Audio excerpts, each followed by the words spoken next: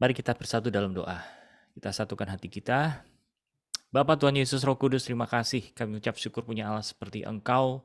Dan terima kasih anugerah-Mu selalu baru buat kami anak-anak yang Kau kasih Bapa. Terima kasih untuk pagi hari ini. Terima kasih untuk siang hari ini yang penuh limpah dengan damai dan sukacita yang datangnya daripada-Mu. Bapa, hati kami haus, hati kami rindu saat ini. Puaskan, kenyangkan kami dengan kebenaran, dengan aliran hidup-Mu, supaya kami boleh dipenuhi oleh kebenaran-kebenaran yang daripada-Mu, sehingga hidup kami dipenuhi oleh hidup-Mu. Bapa, saat ini kami juga bersepakat, kami berdoa sebagai gereja-Mu Tuhan, kami berdoa untuk prosesi acara di IKN saat ini. Kami mewakili bangsa kami Tuhan. Tuhan, apapun dengan cara-cara yang dilakukan oleh pemimpin-pemimpin kami percaya Engkau lebih memandang gereja-Mu, dan saat ini kami netralisir semua cara-cara yang tidak sesuai dengan kebenaran-Mu. Di dalam nama Tuhan Yesus, kami mau berdiri, kami mau berdoa buat bangsa kami ini Tuhan. Biarlah apa yang direncanakan, apa yang sudah dipersiapkan oleh bangsa kami ini betul-betul semua berada di dalam roadmap-Mu, semua berada di dalam jangkauan-Mu, semua berada di dalam kendali-Mu Tuhan.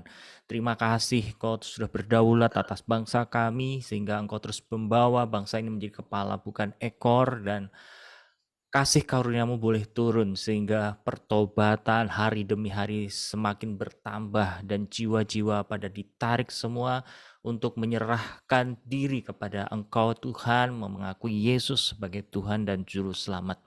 Terima kasih Tuhan, kami berdoa, kami berkati, kami melepaskan shalom buat bangsa kami di dalam nama Tuhan Yesus.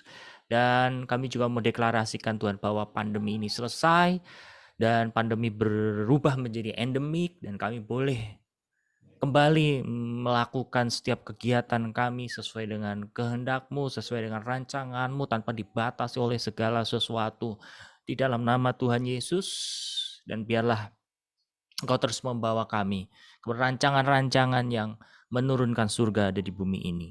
Terima kasih Bapa, kami menyerahkan doa kami di dalam nama Tuhan Yesus. Kami sepakat saat ini sebagai gereja-Mu. Engkau yang berdaulat, Engkau yang bertahta penuh atas bangsa kami Indonesia. Engkau yang mengasihi bangsa kami Indonesia. Dan kami memberi diri kepadamu Tuhan, untuk menjadi bejana-bejana yang kosong, bejana-bejana yang siap untuk dipakai untuk menuai jiwa-jiwa di akhir zaman ini. Terima kasih Bapa, Tuhan dan Roh Kudus. Sekarang kami mau mendengar kebenaran firman-Mu, kami mau diskusi, kami mau praktek, dan biarlah Roh Kudus yang pegang kendali sepenuhnya, sehingga setiap apa yang terjadi di dalam pemburidan pada pagi dan siang hari ini betul-betul hadirat-Mu yang bertahta sepenuhnya. Dalam nama Yesus, kami sambut firman-Mu, dan kami siap diajar. Dalam nama Yesus, haleluya. Amin. Amin. Oke, Bapak Ibu Saudara, kita mulai ya hari ini. Seperti tadi yang saya sampaikan, kita akan banyak diskusi, kita akan praktek juga ya.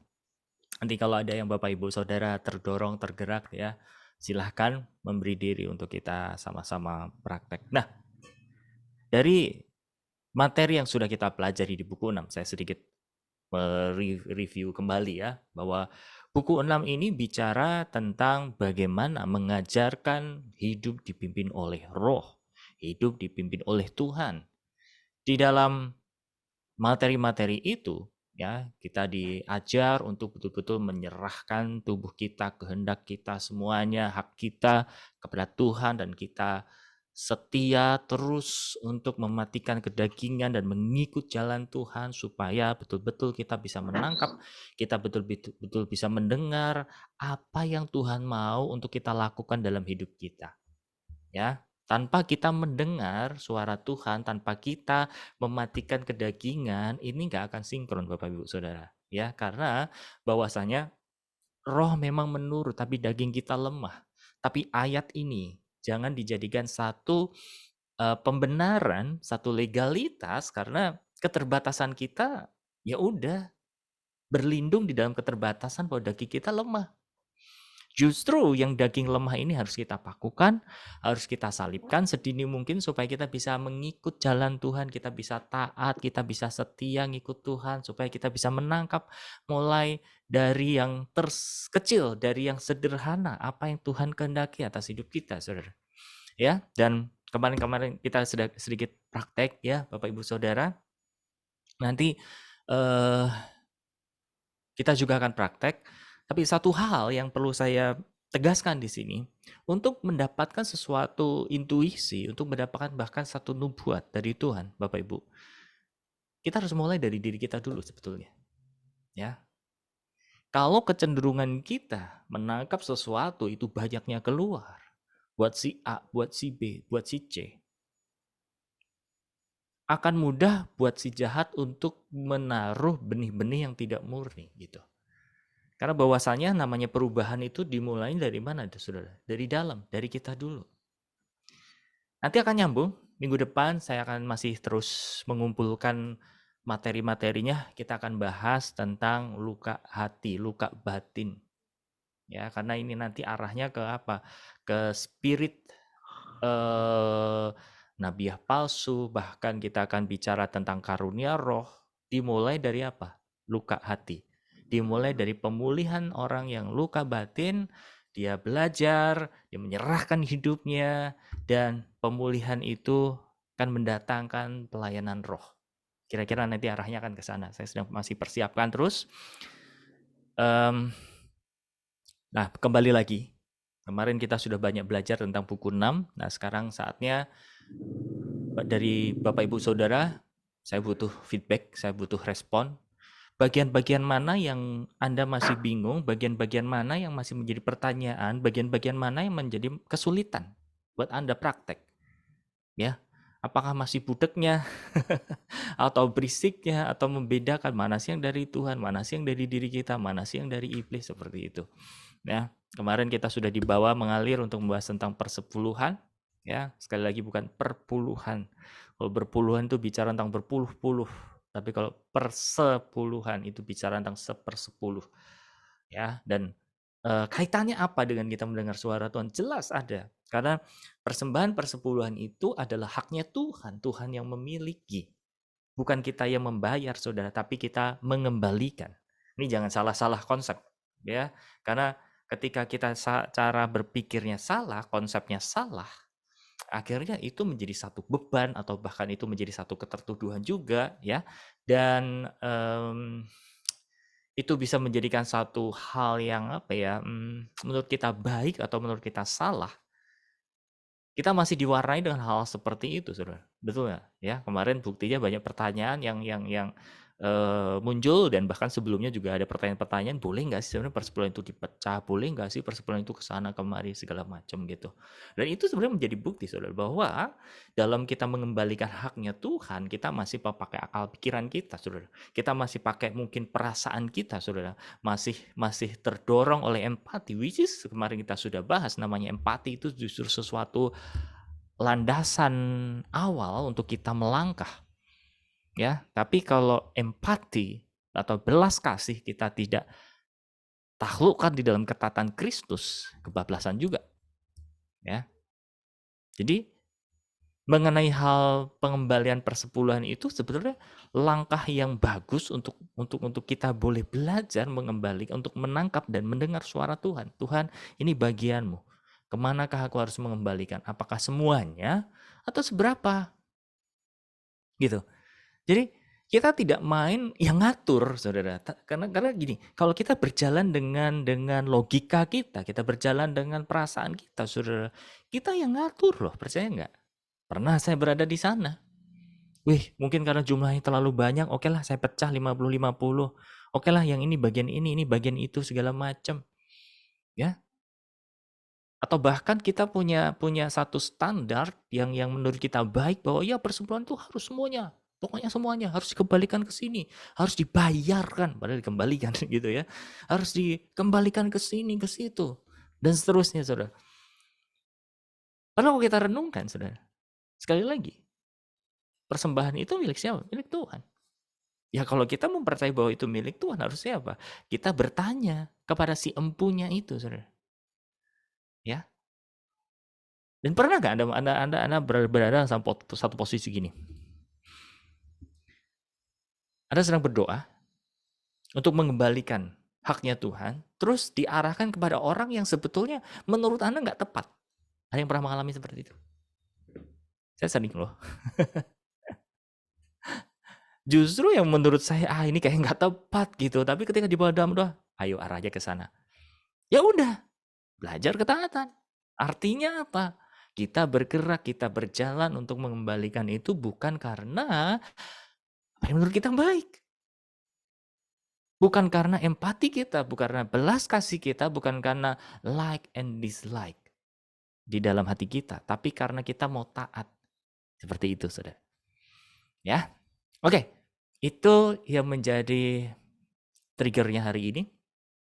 Jadi sekarang bagian dari Bapak Ibu silahkan banyak-banyaklah tanya, tapi kita sepakat dulu nih dari awal ya saudara, bahwa pertanyaan itu dalam konteks yang sesuai dengan apa yang kita bahas. Ya, nanti ada waktunya kesaksian, beda dengan kesaksian, tapi ini kita masuk di dalam pembahasan tanya jawab. Kira-kira seperti itu. Nah, apakah dari Bapak Ibu Saudara ada yang mau ditanya soal masalah mendengar suara Tuhan, tentang mungkin pengalaman-pengalaman supranatural, apa yang pernah dilihat, apa yang pernah ditangkap, segala macam seperti itu? Oke? Agus mau nanya nih, Oke, Pak Binggi silahkan. maaf tapi saya nggak bisa buka videonya ya. Is oke Pak, no worries, silahkan. Iya Pak Agus, saya tuh suka sering kali itu kan karena kita kan di RTM kan diajarin kan gimana cara dengar suara Tuhan gitu kan, Betul. dilatih. Nah, tapi hingga saat ini tuh terus terang saya kan masih belum bisa dengan jelas kembali mendengar suara Tuhan. Sehingga ya saya itu mengambil posisi sebelum saya yakin benar bahwa itu dari Tuhan, ya saya belum melangkah dulu gitu.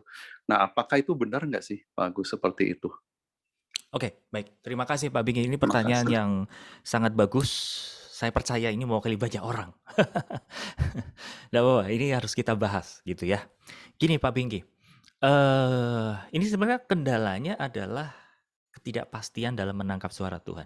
Kan gitu ya, sebenarnya akarnya dari situ. Oke, pertama itu. Yang kedua, tentang respon. Yakni, kalau ini bukan dari Tuhan, saya nggak mau melangkah dulu. Ya, saya akan bahas dua hal ini. Ya, yang pertama, kendala seseorang dalam mendengar suara Tuhan, itu apa saja? Banyak faktor. Satu, yang paling utama adalah faktor hati. Kalau hati kita belum dibaharui dan dipulihkan. Jadi ada dua. Perhatikan di sini Bapak Ibu Saudara. Bicara tentang luka hati itu tidak bisa main tengkang-tengking. Oke? Orang yang luka hati, orang yang punya pengalaman masa lampau yang terluka, kecewa, gambar diri yang rusak, ini nggak bisa dengan doa ditengkang-tengkingnya semua luka batinnya di dalam nama Tuhan Yesus. Yang kita tengking adalah apa, saudara? Spirit yang melukainya.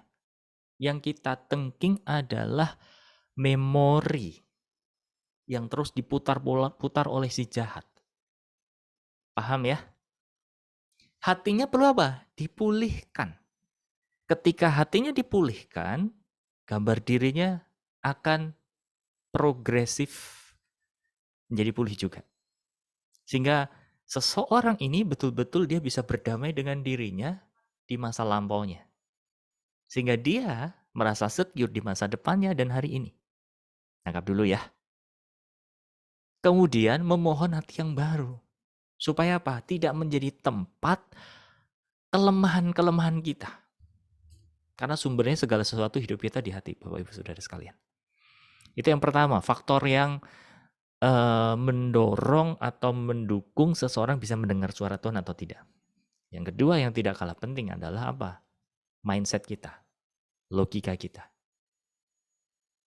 Maaf, karena kecenderungan manusia ya, diajar, dididik, bertumbuh di dalam sistem buah pengetahuan baik dan jahat yang dimana mengendalikan logika daripada intuisi, itu yang akhirnya menjadi habit yang menjadi kebiasaan, yang menjadi karakter. Pada saat kita menghadapi segala sesuatu, logis kita lebih kuat.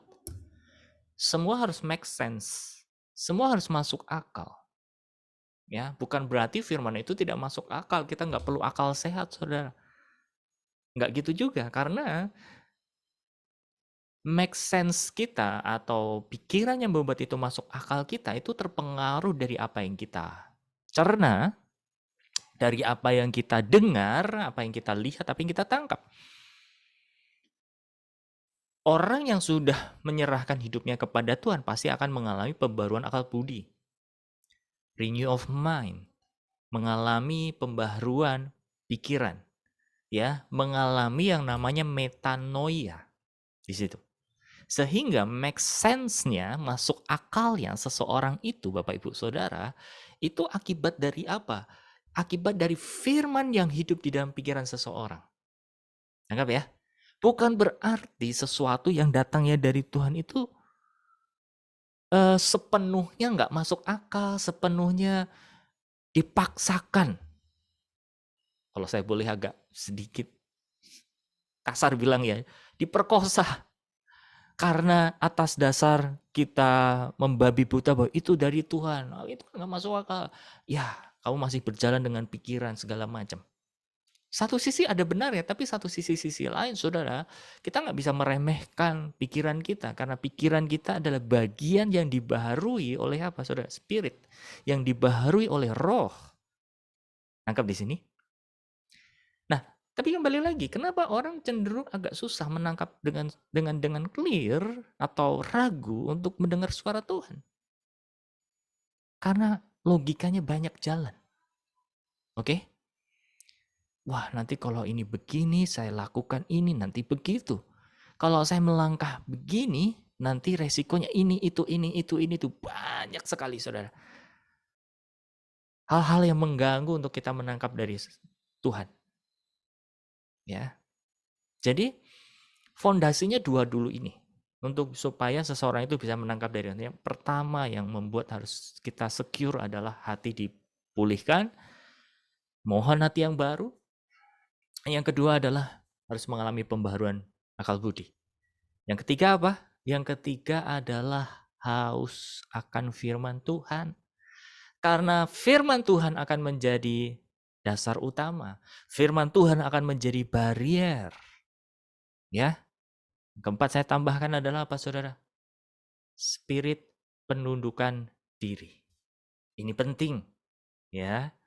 Jadi keempat ini, Bapak Ibu sekalian, tolong dicatat baik-baik. Coba dicek satu, hatinya gimana. Yang kedua, iya ya, saya tuh hidup lebih banyak pakai logika atau mengandalkan Tuhan ya. Yang ketiga, apakah saya punya hati yang lapar dan haus akan firman Tuhan? Jangan sampai kita merasa menangkap suara Tuhan dan kita nggak perlu baca Alkitab karena kita mengaku mengenal satu pihak, kita kenal langsung sama pribadinya. Salah juga. Ini nanti akan ketempelan, tanda petik ya, spirit-spirit yang tidak murni, saudara. Ya, nanti kita akan bahas itu di yang tadi saya bahas tentang masalah luka batin dan kita bicara tentang spirit lainnya. Dan yang keempat yang tidak kalah penting adalah spirit penundukan diri. Karena spirit atau roh penundukan diri ini bicara tentang hati, hati yang lembut, hati yang rendah hati.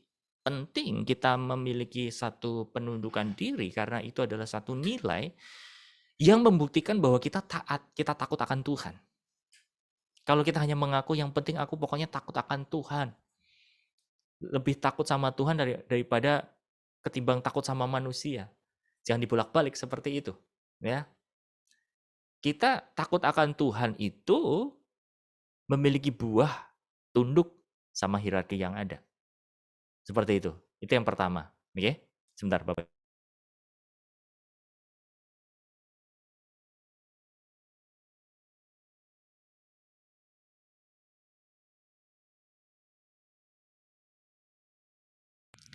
Oke, yang kedua, saya lanjutkan Bapak Ibu Saudara.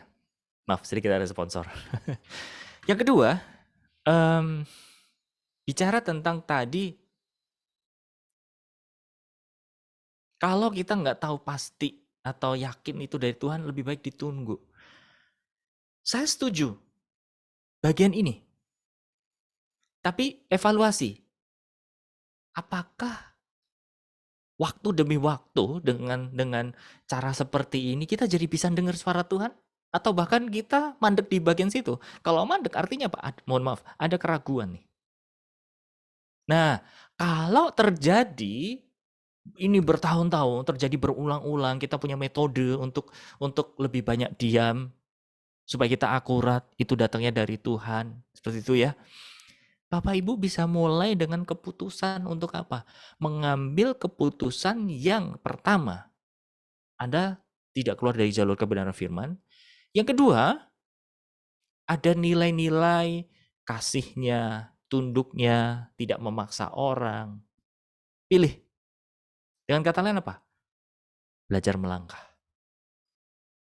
Selama Bapak Ibu Saudara punya nilai rendah hati, mau tunduk, ya, Anda kan tahu dengan melangkah itu, oh, ternyata yang begini bukan dari Tuhan.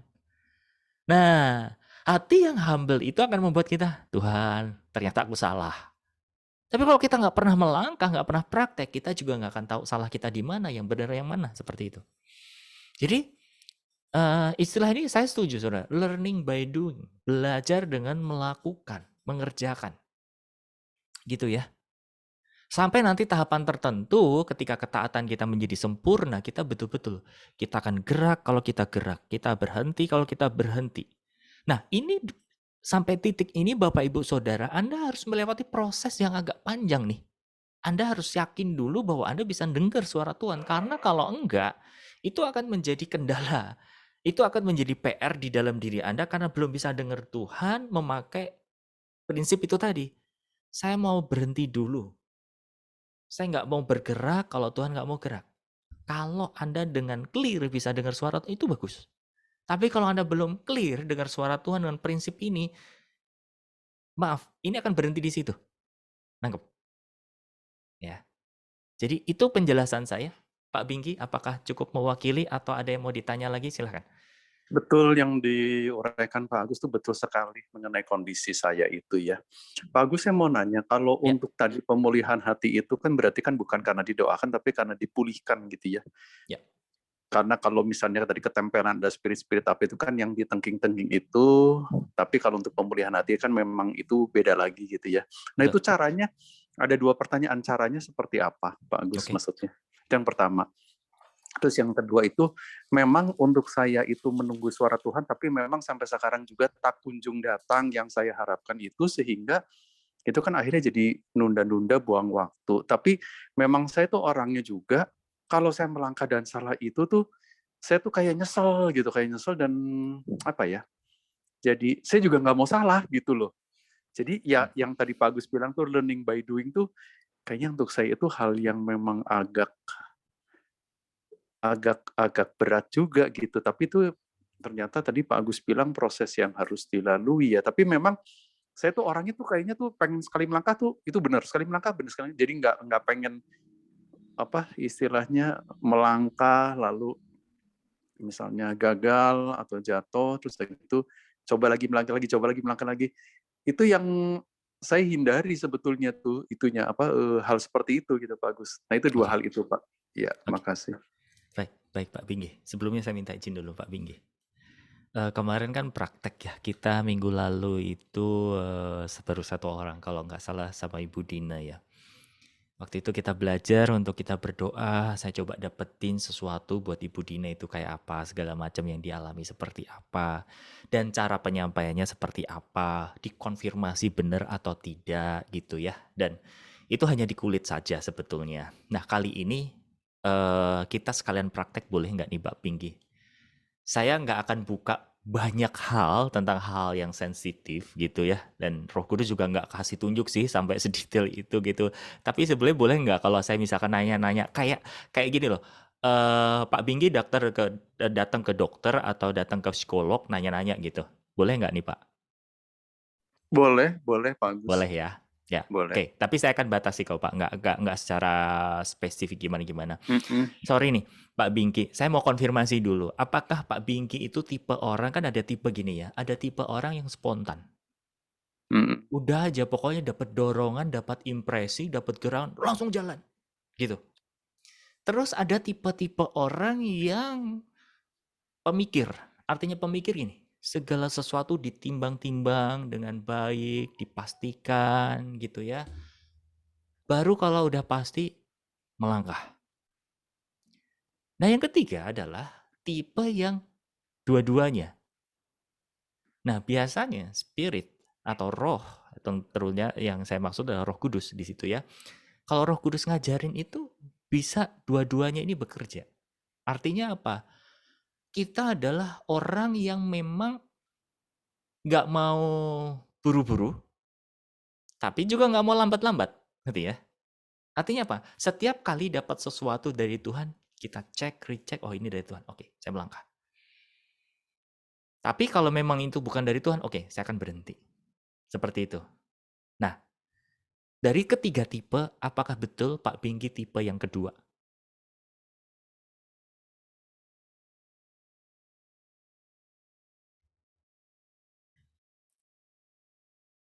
Halo, Pak Bingki? Halo, sorry, maaf audionya tadi belum di bisa. Masih di mute ya? Udah jawab, udah ngomong, tapi masih di mute. Oh, oh, Gak apa-apa. iya iya. Apakah tipe Oke, kedua, Pak? Pak Agus. Mm-mm, Iya, memang sekarang ini saya tipe kedua. Tapi kalau dulu, Pak, saya tuh mm-mm. lebih arahnya tuh impulsif responsif. Begitu ada Yang hal tipe apa, saya satu. langsung bereaksi. Ha-ha.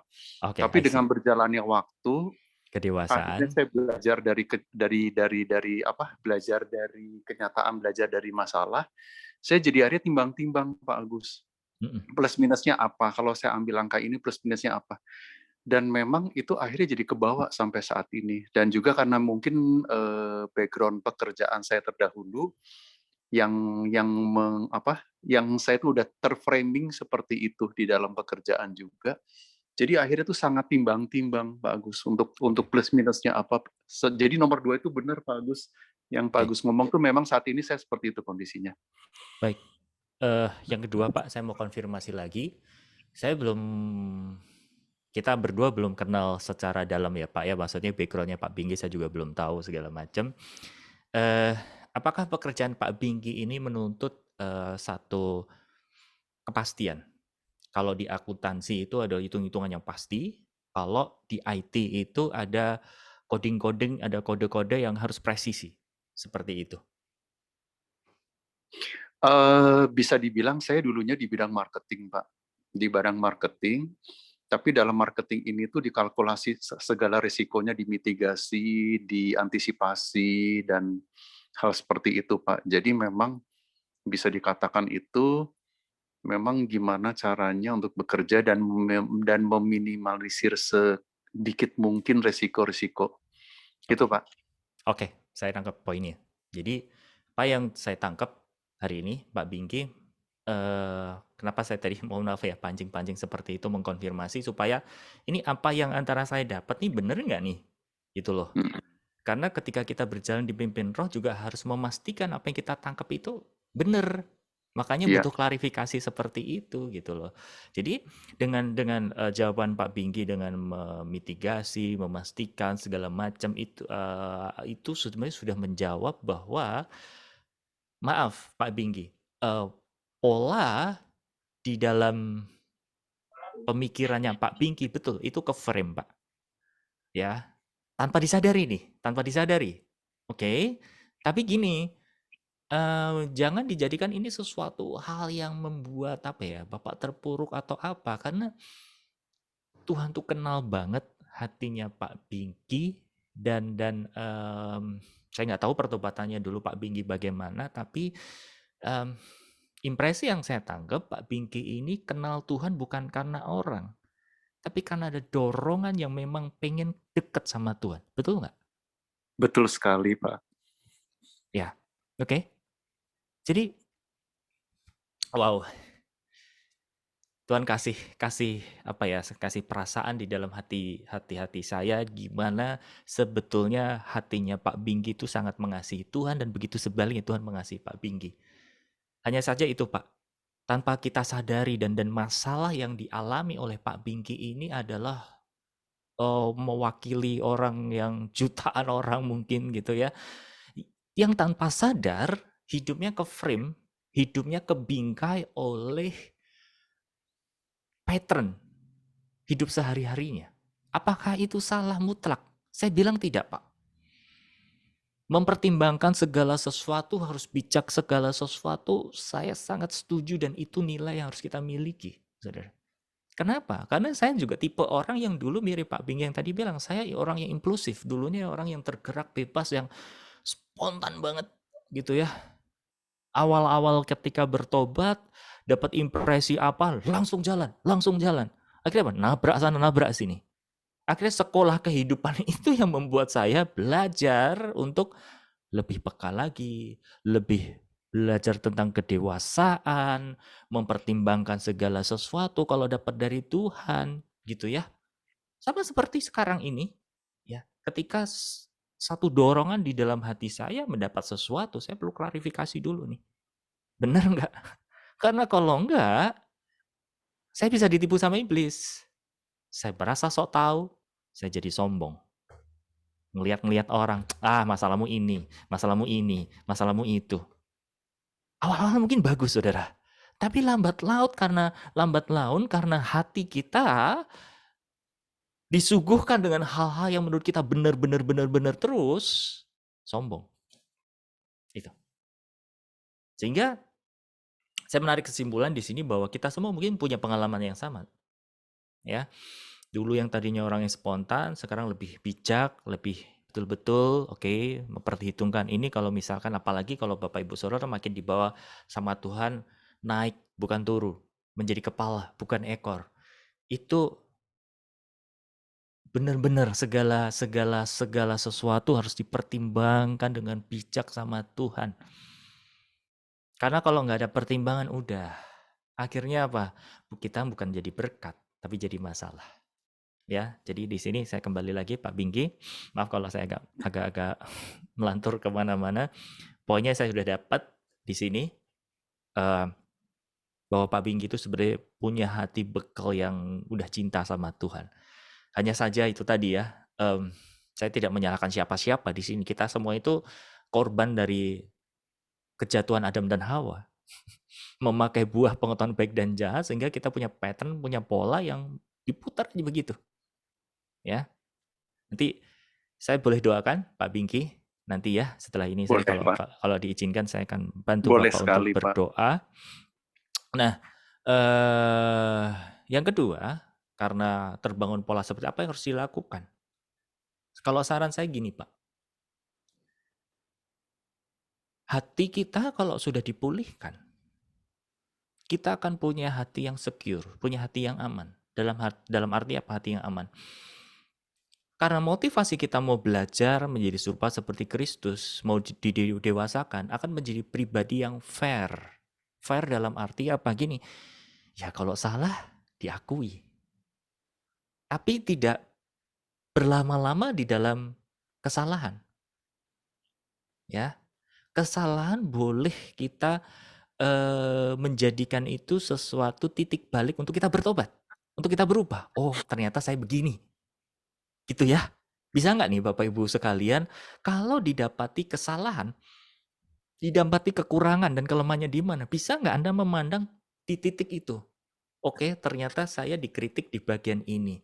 Oke, berarti kelemahan saya bagian ini. Baik, saya akan belajar, saya akan naik satu level atau pindah ke satu titik ke titik yang lain karena saya tahu nih kelemahan saya di sini. Saya akan jalan. Seperti itu. Ya, itu saran saya. Nah, tadi agak sedikit ke-skip. Pertanyaan pertama, bagaimana cara memulihkan hati itu tadi? Yang pertama, firman Tuhan mengatakan bahwa pengakuan atau kejujuran itu adalah langkah pemulihan. Kalau kita mengakui dosa kita, maka Tuhan yang adil akan mengampuni kita. Jadi landasan utamanya apa? Ngaku di hadapan Tuhan. Bapak Ibu Saudara jangan takut untuk mengaku bahwa diri Anda punya masa lampau yang begini, begitu, ini, itu. Nggak masalah. Justru itu yang harus kita lakukan. Anda jangan tertuduh Jangan terintimidasi, karena apa? Kan katanya harus disangkal. Saya pernah jelaskan berkali-kali di kelas ini. Yang perlu kita sangkal itu apa? Perkataan iblis. Itu yang kita sangkal. Yang membuat gambar diri kita terpuruk, yang membuat kita digambarkan sesuatu yang tidak sesuai dengan Tuhan, itu yang kita sangkal. Tapi tentang keutuhan diri kita seperti apa, harus diakui di hadapan Tuhan. Tuhan, ternyata hatiku tercerai-berai dulu selama aku masih kecil, aku ditampar, aku pernah dipukul, aku pernah dilecehkan atau apapun itu diakui di hadapan Tuhan. Supaya Tuhan reveal itu, Tuhan pulihkan, Tuhan penuhi bagian-bagian yang kosong. Nah, setelah itu dicek. Ceknya gimana? Ketika kita sudah pulih dari masa lampau, harusnya tidak ada ketraumaan yang membayang-bayangi hidup kita lagi.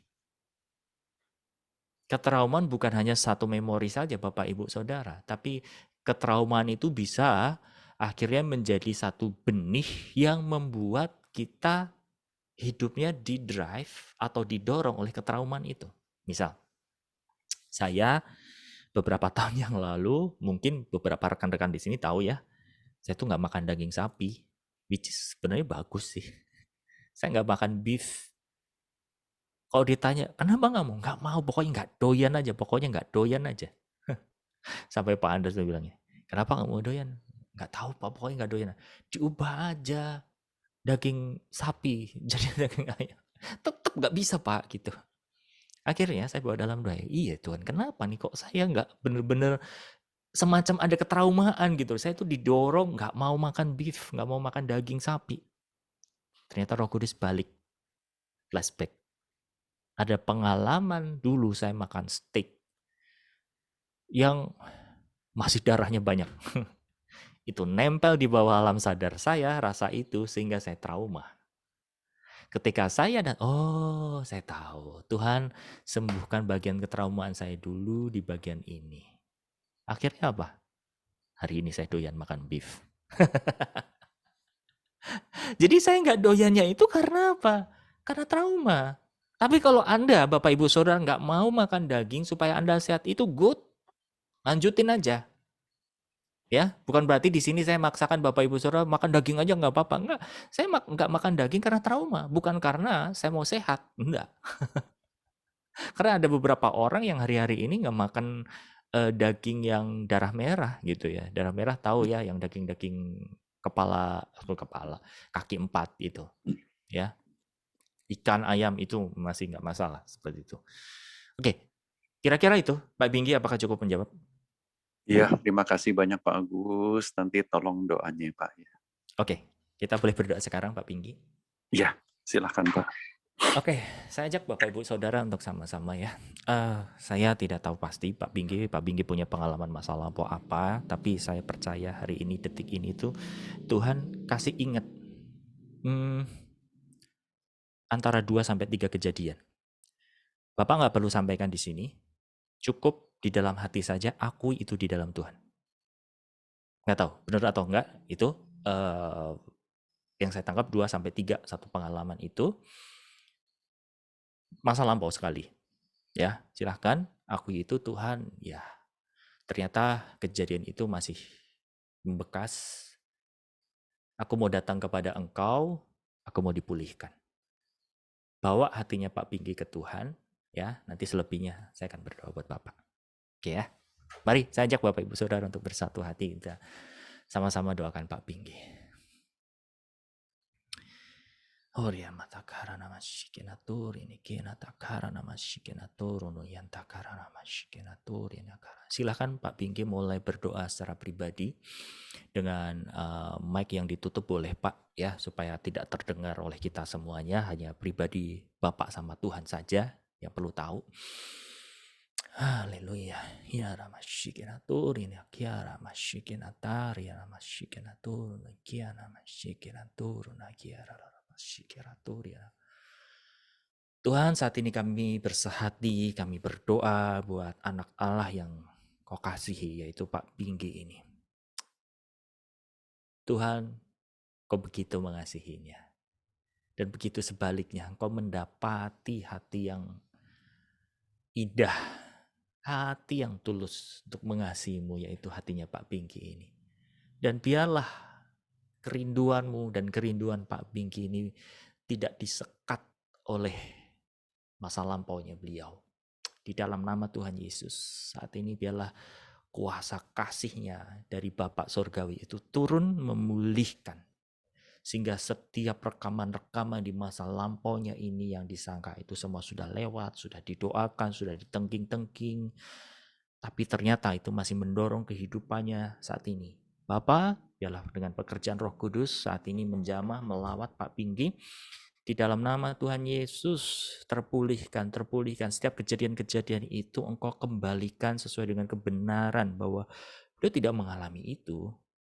Itu adalah pekerjaan si jahat, itu adalah hal yang menghambat, yang menjadikan destininya Pak Pinky tertutup. Nah saat ini juga yang menghambat di masa lampaunya ini Kau pulihkan. Perkatakan dengan kebenaran di dalam nama Tuhan Yesus. Dan biarlah semua masa lampaunya itu dengan kuasa kasih-Mu Bapa terpulihkan saat ini, dan semua rekaman-rekaman dan pola-pola yang ada di dalam jiwanya Pak Pinky saat ini dirombak habis oleh Roh Kudus. Di dalam nama Tuhan Yesus, yes, saat ini restorasi boleh terjadi, dan silahkan Roh Kudus Engkau yang menyusun ulang bagian-bagian di dalam jiwanya, di bagian emosionalnya, di bagian rohnya bahkan, sehingga susunannya betul-betul tertata dengan rapi, bahwa rohnya menyatu dengan Engkau, rohnya yang memimpin jiwa dan tubuhnya, dan jiwanya mulai diatur satu demi satu. Dan pekerjaan-pekerjaan yang beliau sedang alami pun ini tidak akan menjadi satu pola yang mengubah Pak Pinky untuk berbelok kepada rancangan-Mu. Di dalam nama Tuhan Yesus, bila kebijaksanaannya ini turun daripadamu, dan beliau punya hati yang secure, punya hati yang mau terus belajar, dan punya hati yang berani untuk melangkah. Karena Engkau adalah Allah yang begitu bijak, Allah yang begitu baik, tidak sama dengan orang tua yang otoriter, yang kalau salah main dihajar, kalau salah main dipukul, kalau salah main ditegur. Tapi Engkau adalah Allah yang bijak, Allah yang mengasihi. Kalau Engkau mendapati anakmu salah, Engkau dengan sabar akan memberikan kebenarannya seperti apa, dan Roh Kudus akan menuntun dengan lemah lembut, sehingga Pak Pinky punya hati yang lembut, punya hati yang betul-betul mulai hari ini tidak terganggu oleh pekerjaan-pekerjaannya, tidak diganggu oleh masa lampaunya. Di dalam nama Tuhan Yesus saat ini, biarlah Engkau yang bicara, Engkau yang berkata-kata di dalam dirinya Pak Pinky, dan mulai hari ini beliau bisa menangkap suaramu dengan clear. Silakan Roh Kudus, Engkau yang take over hidupnya Pak Pinky, Engkau yang memulai memimpin hidupnya beliau untuk mencapai tingkat-tingkat yang lebih tinggi lagi. Terima kasih Bapa. Di dalam nama Tuhan Yesus, kami percaya Engkau berdaulat penuh, kuasa-Mu turun, dan Kau tidak selesai di sini Roh Kudus. Terima kasih, dalam nama Yesus kami berdoa dan mengucap syukur. Amin. Terima kasih banyak Pak Agus untuk Oke, doanya. sama-sama Pak. Iya, Apakah betul tadi Pak ada sesuatu hal yang tiba-tiba diingatkan di masa iya lampaunya? dimunculkan tadi ada 3 hal. Wah, 3 hal, betul ya. Iya, Baik. bahkan ada 4 hal mengenai Oh, malah pekerjaan juga. lebih. Baik, Iya, silakan. Mulai sekarang percaya Pak, Bapak punya kedekatan sama Tuhan, melangkahlah. iya, Dan saya harus sampaikan ini dari waktu doa, ya. Eh, maaf, Pak Pinky itu kayak bayi begitu Pak ya, digendong-gendong sama seorang ibu. mm, Dan saya coba tanya di dalam roh, apa Roh Kudus maksudnya? Dia bagikan anak kecil, bagikan anak bayi yang betul-betul murni, start dari awal. Jadi silahkan Pak Pinky untuk mencintai Tuhan lebih lagi. Ya, hari-hari ini Tuhan akan taruh beberapa firman-firman yang itu akan menjadi rema buat Bapak. Catat, saran saya, catat dan mm, pegang kebenaran firman itu.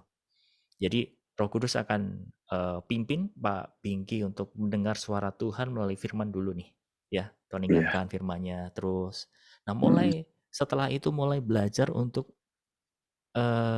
melangkah Pak, dari hal yang kecil, yang sederhana Pak. Mhm. Tuhan, boleh nggak saya jalan ke sini? Tuhan, boleh nggak saya beli ini?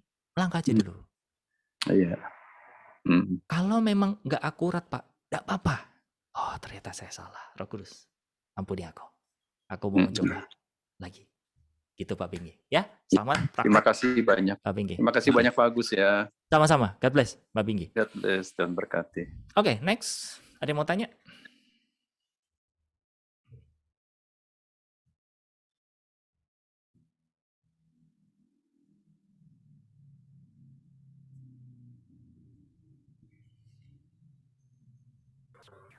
Ada yang tanya? Shalom Pak,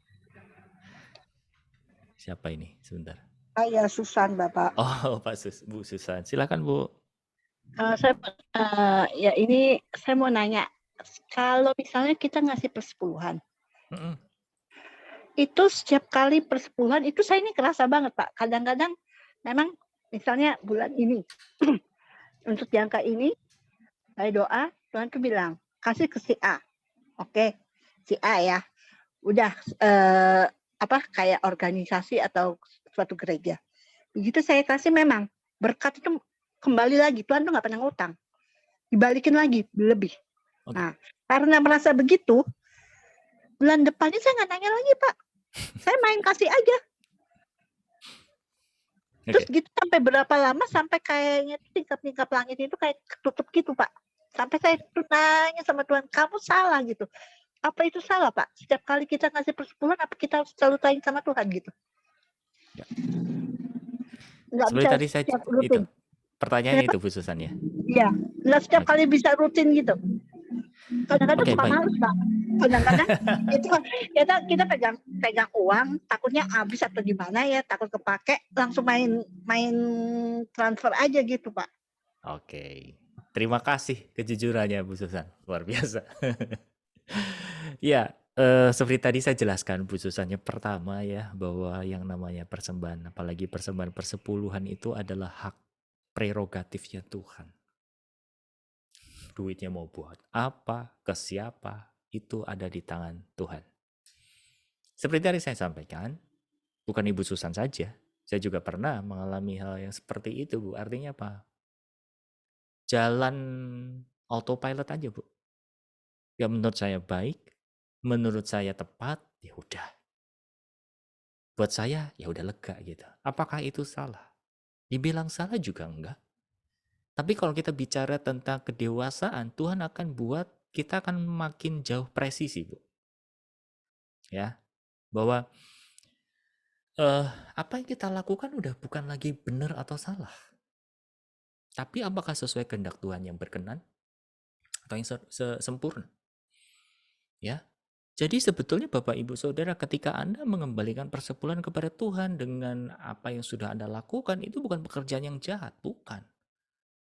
Tapi Anda baru masuk ke pekerjaan Tuhan yang baik dan berkenan.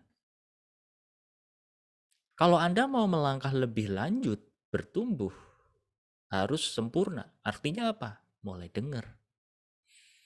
Nah, yang perlu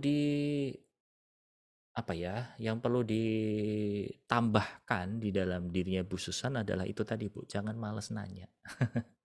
Karena nanya sama Tuhan itu harus menjadi lifestyle Ibu. Apapun, bukan hanya persembahan persepuluhan. Keputusan hidup Anda, mau pergi kemana, melangkah, dan segala macam, harus jadi lifestyle.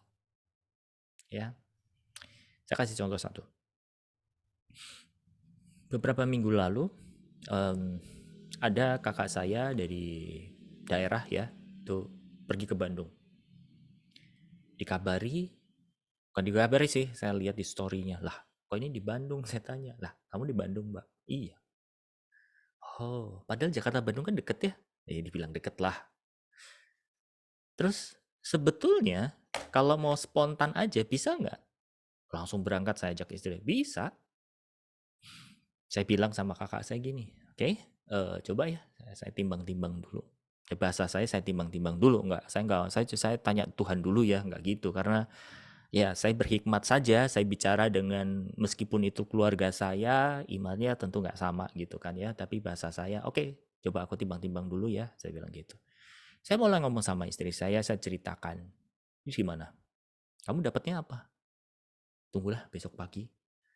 Memang kecenderungan saya selalu begitu, kalau belum dapat sesuatu, saya jawabnya, "Tunggu besok pagi." Dengan maksud apa? Memang biasanya kalau pagi itu sering saya bawa ke Tuhan gitu. "Tuhan, boleh nggak saya mau ini? Tuhan, ini menurutmu apa? Apa yang harus kalau aku lakukan Tuhan dengan kejadian ini, dengan itu?" Itu biasanya saya panggil lebih banyak, saya bawa ke Tuhan, seperti itu. Akhirnya besokannya saya bawa ke Tuhan. Dapat jawaban? Enggak. Saya jujur nggak dapat. Istri saya bangun nanyain, "Gimana? Udah nanya Tuhan belum?" "Udah, tapi belum dapat apa-apa. Kamu dapatnya gimana?" Terus dia jelaskan dengan POV-nya, "Tuhan nih loh, kalau begini, ini begini, ini begini." Oke. Ya udah, akhirnya kita putuskan untuk ya udah kita jalan. Karena maksud kita itu bukan mau jalan-jalannya atau apa ya, tapi lebih ke hadir ke keluarga saya yang kebetulan lagi ada di Bandung seperti itu. Dan saya menemukan kenapa saya nggak dapat sesuatu, karena ini kaitannya sama keluarga saya nih, gitu kan. Memang saya netralisir hati saya supaya apa? Saya nggak kepincut sama ini mentang-mentang keluarga saya nanti dapatnya begini gitu, enggak. Tapi Tuhan ternyata bicara sama istri saya dan akhirnya memutuskan itu yang menjadi keputusan untuk oke kita melangkah. Artinya apa di sini Bapak Ibu? Hal yang kayak gitu pernah nggak sih terlintas dalam benaknya Bapak Ibu Saudara ketika Anda memutuskan mau pergi ke satu tempat, mau melangkah segala macam, mesti dibawa ke Tuhan. Ini bukan membuat hidup kita jadi kaku Bapak Ibu Saudara, enggak, tapi menempatkan Tuhan itu di depan hidup kita. Gitu loh. Nah, banyak terjadi dalam hidup kami itu kalau orang tua bilang gitu ya ke saya, "Gus, di Desember kakak-kakakmu mau ngumpul gitu, kamu bisa pulang nggak?" "Nanti dulu ya, saya belum tahu. Nanti kalau udah deket, saya akan bawa dalam doa." Selalu jawab saya begitu. Ya, jadi nggak ke-plan secara apakah bisa di-plan? Bisa. Asal apa? Kita udah doa dulu. Ya. Nah, oke, esensinya adalah gini Bu Susan. Seperti tadi saya bilang, terlebih lagi soal masalah hal persembahan persepuluhan, banyak loh sebenarnya di antara kita itu masih bergerak antara baik dan enggak, tepat dan enggak. Masih peranan timbang-timbang hati kita itu lebih kuat dibanding kita dengar suara Tuhan. Silakan jawab dalam hati masing-masing Bapak Ibu Saudara sekalian. Saya mau kasih ke sini di sana lebih butuh daripada ini. Kita suka memandang dengan hal yang kelihatan, kayaknya nggak butuh. Kayaknya gitu. Kalau kita nggak dapat sesuatu dari Tuhan, iya Pak ya? Ayo. Ya, mulai sekarang dengar, belajar. Termasuk Bapak Ibu Saudara Anda mendapati mungkin pelayanan itu kelihatan sudah tersokong dengan orang-orang yang mohon maaf ya, yang orang-orang yang udah punya. Tapi siapa tahu kali itu dia lagi berkebutuhan, dia lagi membutuhkan dana yang ekstra mungkin untuk pelayanan, untuk membangun ini, membangun itu, untuk pembiayaan pelayanan lain segala macam. Mana tahu, betul nggak?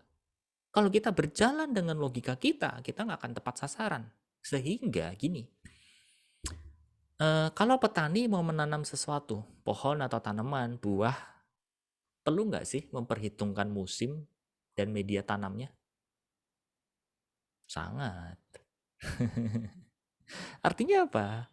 Sometimes atau kadang-kadang memang itu terpengaruh karena gini Bapak Ibu, kita menabur di tempat yang tidak subur. Alhasil apa? Tidak menghasilkan. Gitu loh. Tapi hati kita jangan cenderung untuk, aku udah nabur banyak, harusnya dapatnya banyak. Kenapa? Konsepnya kita yang memberi. Ya Tadi saya betul Pak. bilang, ini konsep ini harus dirubah. Konsepnya kita bukan memberi. Konsep kita kepada Tuhan harus mengembalikan. Gitu loh. Kalau konsep kita memberi, maka yang ada apa? Daging kita Bapak Ibu, hati Kecewa. kita. Kenapa Bu? Kecewa. Kecewa satu. Yang kedua, kita bisa monopoli hamba Tuhan atau gereja. Mentang-mentang kita udah ngasih, kita ngatur-ngatur. Halo. Buat pelayan Tuhan di sini, saya mau garis bawahi ya. Jangan jadi boneka-boneka orang-orang yang maksudnya punya pendanaan yang besar. Anda harus bijak, Anda harus takut akan Tuhan, Anda harus murni. Ya, karena pernah Bapak Ibu Saudara saya mau mengaku di sini. Yang melayani satu orang, punya usaha besar, rumahnya di tempat elit. Tahu nggak? Ketemu, ngajak kami habis doa di rumahnya, ketemu temannya, saling sapa, hal yang normal ya. Terus dibilang sama orang ini, kenalkan ini pendoa-pendoa saya. Itu di hati nggak tenang. Hancurnya Pak. Oh my God. Selama ini ternyata dibilang pendoa saya. Wow. Semacam kayak saya ini pelayan Tuhan bayaran gitu loh. Ya. Nolong orangnya untuk mendoakan nggak salah, sama sekali nggak salah. Anda mau melayani orang yang berduit pun nggak salah gitu loh. Tapi hati yang tamak itu yang kadang-kadang tanpa kita sadari berpengaruh, dan orang yang merasa membayar lebih, tanda petik memberkati lebih, ini kayak merasa dia membeli. Itu. Jadi begitu pentingnya Bapak Ibu Saudara dan Bu Susan ya tadi untuk mulai kembali dengar suara Tuhan Bu ya. Kalau selama ini udah terjadi gimana? Ya sudah, bilang aja dengan fair tadi yang tadi saya arahkan juga buat Pak Pinky.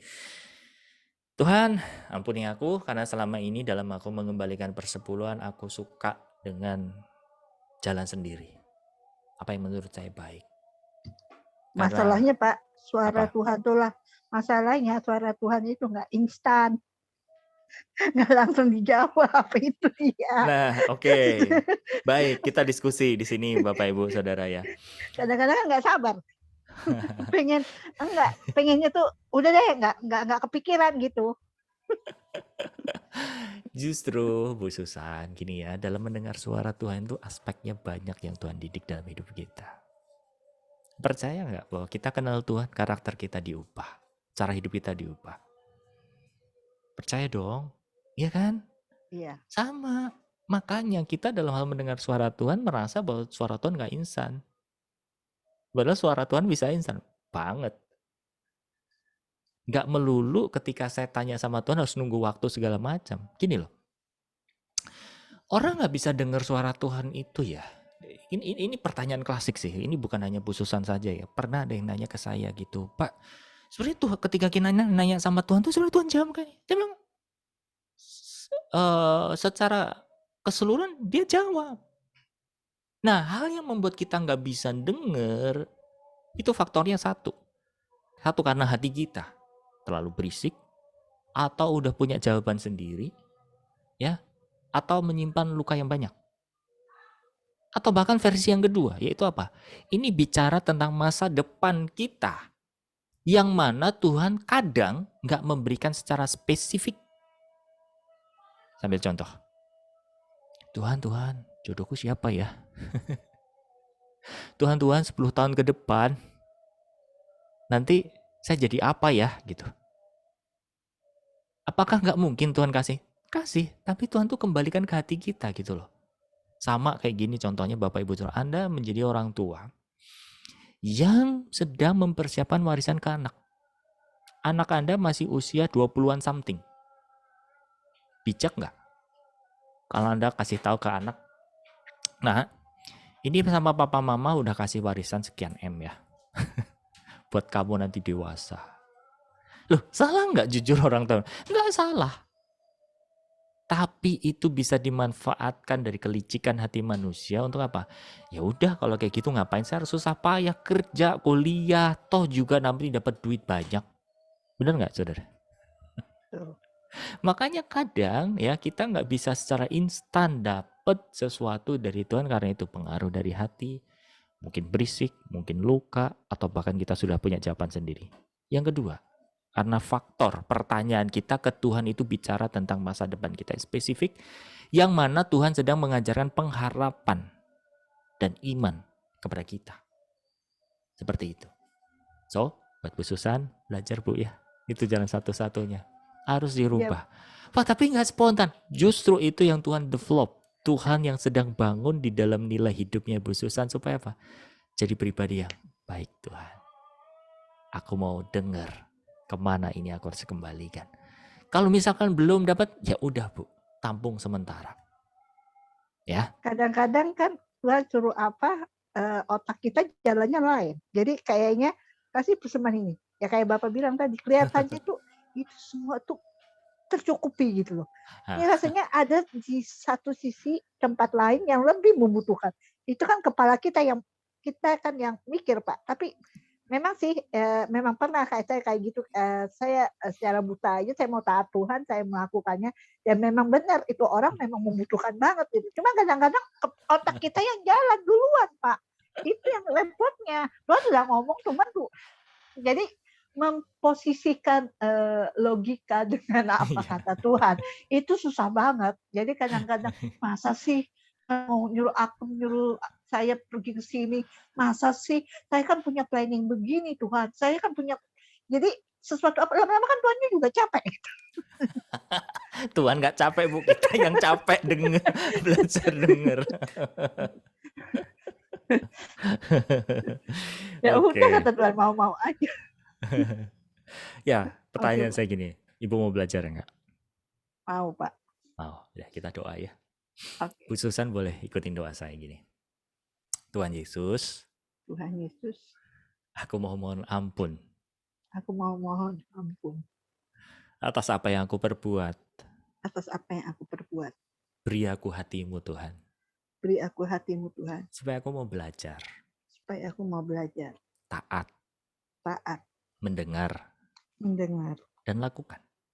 dan lakukan. Tuhan, Tuhan, saat ini saat ini aku serahkan aku serahkan roh pengendali pikiranku roh pengendali pikiranku kepada Roh Kudus kepada Roh Kudus dan kepada Engkau, dan kepada Engkau, supaya supaya hidupku dipimpin, hidupku dipimpin, bukan karena apa yang menurutku baik, bukan karena apa yang menurut aku baik, tapi apa yang menurut Engkau benar. tapi apa yang menurut Engkau benar. Roh Kudus, Roh Kudus, ini anakmu. ini anakmu, Aku nggak mampu aku nggak mampu berjalan sendiri. berjalan sendiri. Pimpin aku Pimpin aku untuk taat. untuk taat, Dan semua suara-suara di dalam hatiku, dan semua suara-suara dalam hatiku, di dalam pikiranku, di dalam pikiranku yang begitu berisik, yang begitu berisik, cuci bersih dengan air yang hidup. cuci bersih dengan air yang hidup, Supaya suaramu saja supaya suaramu saja yang bisa aku dengar. yang bisa aku dengar. Di dalam nama Yesus, Di dalam nama Tuhan Yesus, aku berdoa. aku berdoa. Nah, saya berdoa buat Bu Susan ya.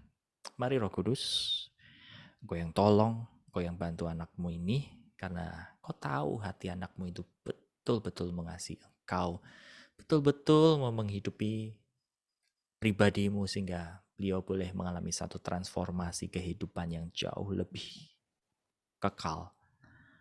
Mari Roh Kudus, bantu untuk menanggalkan pengendali roh pikiran di dalam jiwanya Bu Susan ini, sehingga roh pengendali pikiran itu tidak beroperasi, tidak memimpin hidupnya beliau sekarang.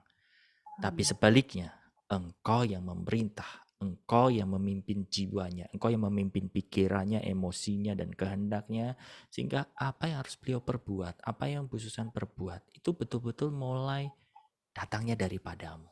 Di Amin. dalam nama Tuhan Yesus, pola hidup yang sudah dibangun bertahun-tahun, berpuluh-puluh tahun yang tidak sabar ini, di dalam nama Tuhan Yesus, Engkau ganti dengan karakter yang bijak, ganti dengan karakter yang humble, yang rendah hati, dan firman ini Tuhan, Engkau hidupi.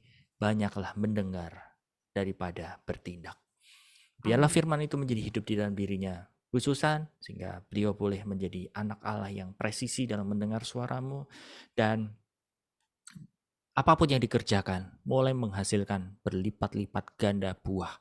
Di dalam nama Tuhan Yesus, baik buah pelayanan, baik usaha pekerjaannya, di dalam nama Tuhan Yesus, Kau tambah-tambahkan dengan kelimpahan berkat-Mu. Terima kasih Bapa, Di dalam nama Yesus kami berdoa dan ucap syukur.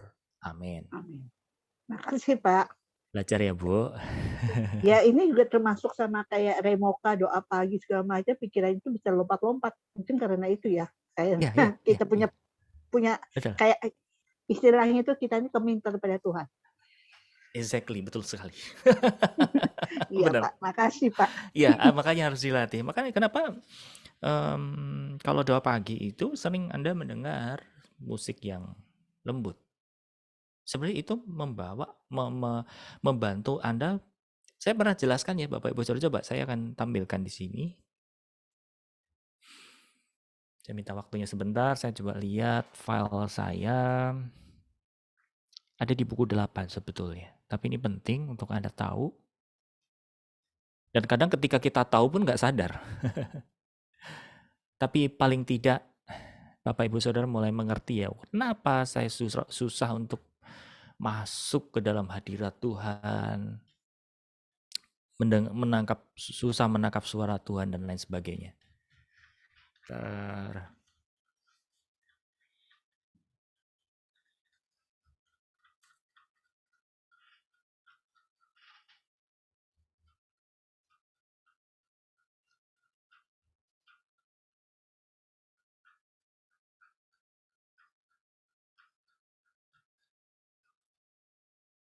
Oke, saya ketemu. Ada namanya aktivitas otak. Ya. Jadi kalau kita ditaruh alat pengukur gitu ya, kita bisa dapetin. Nah, bisa dilihat di sini ya Bapak Ibu ya. Ini frekuensi otak beta. Beta itu pada saat kita banyak berpikir, berisik. Biasanya kalau di sini susah sekali dapat suara Tuhan. Nah, pikirannya lompat-lompat. Ingat, belum masak. Ingat, hari ini harus bayar listrik. Uangnya dari mana?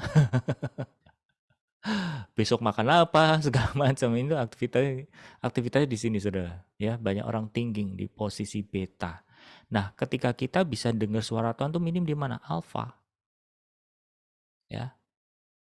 Sampai kemana? Titik delta dan theta. Kalau ini kita udah hilang. Betul-betul roh kita dibawa sama Tuhan. Mimpi ini yang kadang-kadang iya banyak kita dapat vision segala macam seperti itu ya. Nih deh, dalam penyembahan kita harus masuk ke minimal latih nih cara berpikir Bapak Ibu Saudara, minta tolong sama Roh Kudus supaya nih pikirannya minimal di alfa ini Bapak Ibu. Ya. Nah, di alfa tuh kayak apa sih? Ya orang tidur, orang mau lelap-lelap mau tidur gitu. Kenapa orang susah tidur? Karena fisiknya udah capek, lelah, tapi level otaknya di beta. Mohon maaf nih, kebanyakan kaum ibu-ibu sering mengalami ini, betul nggak? Karena banyak pikiran yang harus dilakukan, ini, itu, ini. Besok ini, besok masak apa, ini, itu. Wah, ini belum, ini, itu. Ya, nah, kita harus belajar untuk menurunkan tensi. Aktivitas otak kita minimal sampai di alfa ini. Kira-kira gitu. Ya. Oke. Oke Pak, makasih. Sama-sama Bu Susan sudah mau tanya dan mau terbuka. Ada lagi? Satu lagi deh. Yuk. Saya Pak Agus. Ibu Johanna, silakan. Iya. Tadi mau tanya karena ada banyak toa di sini, jadi begitu keras nggak bisa nanti.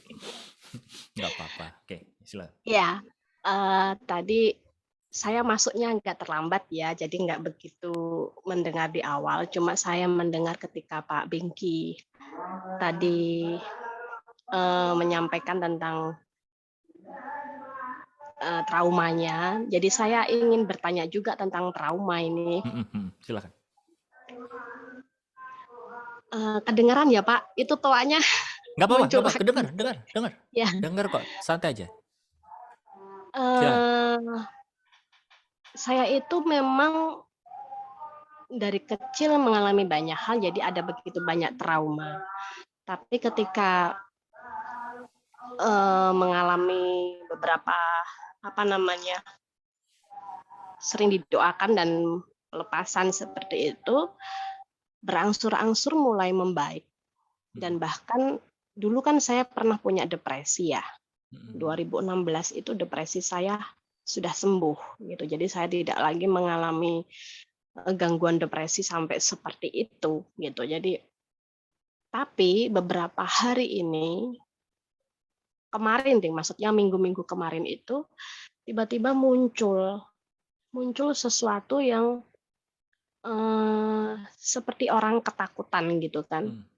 Itu di sekitar jam 6 sore sampai jam 8 malam. Seperti ada ketakutan dan di wilayah pikiran saya itu pikiran yang menghantui itu justru tentang kehilangan orang-orang yang saya kasihi di dekat saya gitu. Baik suami, anak, atau siapapun gitu. Dan sampai beberapa hari itu berturut-turut sampai tangan saya tuh sampai bergetar setiap kali itu muncul gitu loh. Kemudian nggak sadar adik saya itu kan suka scroll TikTok gitu, terus nge-tag saya gitu kan. Dia juga ngalami beberapa waktu lalu, dia nge-tag ke saya, "Mbak, ini loh Mbak, aku dulu pernah ngalami kayak gini," gitu. Sampai manifestasi, dia bilang begitu. Ketika saya lihat itu, saya perhatikan kan maksudnya, itu kan kalau secara psikolog kan anxiety ya. Nah, saya merasa kok ini ya gitu loh. Kok ini ya? Saya kan nggak ngerti tentang secara dunia medisnya seperti apa gitu. Kok ini gitu. Dan itu dalam kondisi malam itu pun saya juga sebenarnya sedang kambuh gitu loh. Anxiety itu tuh kambuh gitu. Dan terus saya ngobrol kan sama adik saya di WA gitu. Kalau ngadepin kayak gini kamu dulu gimana gitu. Terus biasanya sih aku alihkan pikiran kemana gitu, bisa nonton, bisa ngobrol sama seseorang atau apa gitu. Jadi pokoknya jangan sampai sendiri pikiran, jangan sampai dibiarkan itu berkembang, dia bilang begitu. Dan itu kan secara mungkin cara penyembuhannya dia seperti itu. Jadi saya mencoba untuk mengikuti saran itu gitu. Hari pertama, kedua, ketiga gitu. Sampai benar. Jadi saya cari orang-orang yang tuh bisa diajak ngobrol. Kadang tuh Buning saya ajak ngobrol di chat gitu supaya itu teralihkan kayak gitu. Nah, kayak gitu itu ternyata kemudian Roh Kudus tunjukkan bahwa saya memang memiliki trauma kehilangan. Saya pikir itu sudah hilang. Tapi ternyata itu kok masih kambuh lagi gitu loh. Bahkan masih bisa terasa sampai tangan itu gemetar gitu. Kayak kalau menghantui itu kayak mencekam gitu loh, Pak. Sekeliling tuh kayak mencekam gitu. Tapi cuma beberapa jam setelah itu lewat gitu. Terus baru kemarin itu tiba-tiba muncul dengan kasus putri saya dengan guru bidangnya dia, seni rupa. Kan memang ada tekanan dari guru itu ke anak, sehingga anak saya itu mengalami sesuatu yang dia nggak sanggup dengan tekanan guru itu. Jadi setiap kali tugas harus dikembalikan tanpa guru itu memberikan penjelasan apapun gitu loh. Nah, kemudian karena situasinya sudah sangat seperti itu, saya sudah berpikir, wah ini guru nggak bisa nih terus-terusan, nanti bisa jadi trauma ke anak saya juga gitu loh.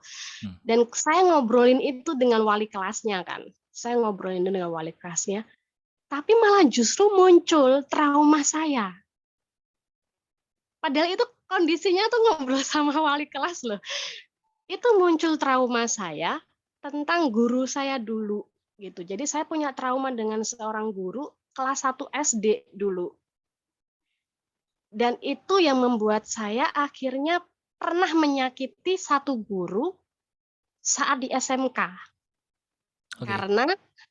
Karena trauma dengan guru itu kemudian dampaknya itu saya bisa cerita ke wali kelas itu seperti itu, dampaknya sampai ke saya SMK itu saya bisa menyakiti guru itu, padahal guru itu nggak salah, guru itu baik banget sama saya. Tapi saya bisa nggak menghargai dia, saya bisa menyakiti beliau di titik-titik akhir mau pulang sekolah gitu loh istilahnya, sampai teman-teman saya itu sampai gedor-gedor meja, ayo dong gitu, hanya karena saya nggak mau mengerjakan di papan tulis gitu. Dan itu bikin saya itu nyesel banget kan, sampai saya sudah besar seperti ini, sudah punya anak, itu nyesel gitu dengan perlakuan saya ke guru itu.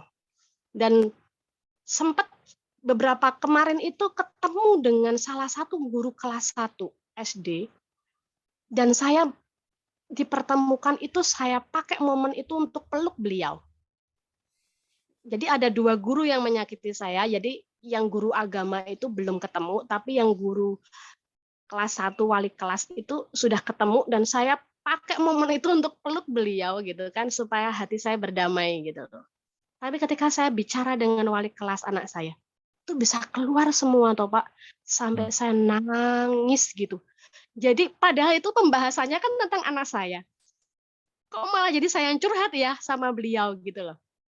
Seperti itu. Oke. Dan kemudian setelah itu selesai, saya gini, Tuhan kok bisa ya saya curhat sama guru ini ya gitu. Terus gini, itu kan trauma kamu gitu loh, trauma dengan seorang guru, dan itu muncul di permukaan seperti itu. Nah, saya kan nggak mungkin terus menghadapi hal-hal seperti itu terus kan Pak, jadi saya harus benar-benar bisa sembuh di bagian-bagian itu. Nah, itu bagaimana ya Pak Agus untuk bisa benar-benar bisa sembuh secara total gitu. Karena saya merasa sembuh, tiba-tiba beberapa tahun kemudian muncul lagi, dan itu memang sih perjuangannya nggak seperti yang dulu-dulu. Ada perubahannya iya. Kalau dulu kan saya bisa sampai depresi, nangis berhari-hari gitu untuk hal-hal seperti itu gitu. Ini enggak, cuma ketakutannya, mencekamnya masih bisa dirasakan. Seperti itu Pak Agus, terima kasih. Terima kasih Bu Johana. Saya sangat apresiasi ya keterbukaannya menceritakan apa yang dialami. Saya sangat antusias dengan pertanyaan-pertanyaan seperti ini. Kenapa sih gini Bapak Ibu Saudara? Saya perlu sampaikan bahwa setiap kita itu terlalu lama dirusak jiwa kita sama iblis. Ya. Jadi apa yang menjadi kelemahan-kelemahan kita hari ini sebetulnya itu punya akar. Oke. Saya kasih contoh gini Bapak Ibu Saudara. Pohon. Ya. Pohon bisa menghasilkan buah, pohon bisa bertumbuh dengan baik, bisa memiliki cabang-cabang untuk menghasilkan buah, semua karena akar. Ya. Berbuah banyak, manis atau tidak segala macam itu semua tergantung dari akar. Nah, sering sekali nih kitanya melihat sisi buah atau bahkan sisi cabang-cabangnya saja. Tanpa melihat akar ini apa sih, gitu loh. Nah, Bapak Ibu Saudara, ini sebenarnya satu materi yang saya sedang keep ya untuk membahas tentang luka hati nanti, tapi nggak apa-apa, sedikit saya akan kasih tahu.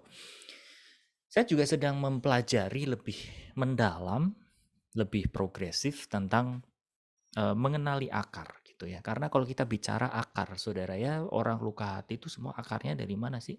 Semua karena si jahat gitu loh. Ya, dengan segala peristiwa-peristiwa kejadian-kejadian di masa lampau dan akhirnya itu ketutup oleh kita. Akhirnya menjadi ketraumaan sehingga menjadi satu gambar diri kita hari ini tanpa kita sadari itu adalah akar yang harus dicabut, akar yang harus dipulihkan sama Tuhan. Karena apa yang kita hasilkan hari ini sebetulnya apa yang kita hidupi di dalam hati kita, gitu. Nah, seberapa banyak di sini Bapak Ibu Saudara orang yang sudah mengaku menjadi percaya, tapi maaf, saya mohon maaf, banyak problem di dalam psikologi kita, banyak problem di dalam jiwa kita yang kita nggak kenal siapa sih kita sebetulnya, seperti apa sih kita. Nah, ini menyambung dari pertanyaan tadi Pak Binggi ya, bagaimana kita bisa sembuh? Salah satu apa? Kita kenali diri kita dulu. Kita tuh punya problem apa sih? Terutama di bagian jiwa kita, Saudara. Ya. Makanya sebenarnya dunia psikologi itu akan dekat dengan dunia pelayanan, ya. Nah, saya pernah ngobrol dengan teman-teman atau orang-orang yang memang lulusan psikolog gitu ya. Kami sharing segala macam, cara penyembuhannya tuh 11-12. Cuman bedanya kalau kita kan mengandalkan Roh Kudus. Mereka mengajarkan sesuatu yang sifatnya apa ya, teknis. Seperti tadi Bu Johanna cerita di TikTok menemukan ini, coba langkahnya ini segala macam gitu. Apakah itu membantu? Membantu, tapi tidak 100%. Karena yang 100% itu tetap kita datang sama Tuhan, Roh Kudus yang pulihkan, Tuhan yang pulihkan. Seperti itu. Jadi yang menjadi poin pertama saya adalah mendorong buat Bapak Ibu Saudara mulai mengenali jiwanya masing-masing ya. Ini penting sekali. Ada problem apa sih di dalam jiwa saya hari ini? Apakah saya orang yang mudah iri? Apakah saya orang yang modelnya labil? Apakah saya orang yang modelnya mudah tertuduh, terintimidasi, dan seterusnya? Seperti itu. Supaya apa? Kita tahu, wow, ternyata nih Roh Kudus ingatkan saya atau kita di bagian ini nih yang perlu dipulihkan, yang perlu disembuhkan. Seperti itu, ya. Jadi ini poin-poin yang pertama yang harus kita pelajari sama-sama, Bapak Ibu Saudara ya. Nah, terkait dari Ibu Johanna ini, nggak tahu nih saya coba konfirmasi ya, seperti tadi Pak Bingki sama Bu Susan gitu ya. Apakah ada perjalanan hidupnya Ibu Johanna yang pernah mengalami satu kehilangan yang teramat menyedihkan? Mungkin orang tua atau keluarga begitu? Iya, saya kehilangan ayah saya di usia 6 tahun. Oke. Saat itu Dan itu pukulan kondisinya, yang sangat besar. oke. Kondisi saat itu Bu Johanna menganggap bahwa sosok ayah, sosok bapak itu sangat-sangat pengaruh dalam hidupnya Ibu Johanna, betul? Sangat betul, Pak. Jadi pengaruhnya beliau itu begitu besar karena setiap hari saya berada dalam asuhan beliau.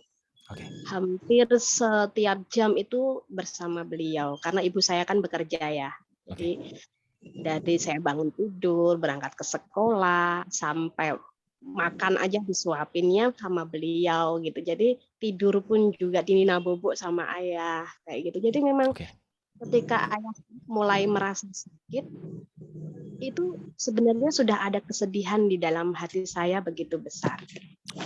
Baik. Sampai kemudian ayah meninggal, saya pernah dalam situasi nggak bisa nangis, tapi hati saya terpukul sangat kuat. Gitu. Oke, satu poin ya, terkonfirmasi. Yang kedua, apakah Ibu Johanna punya satu kecenderungan atau pernah membandingkan, maaf. Kalau nggak mau jawab nggak apa-apa.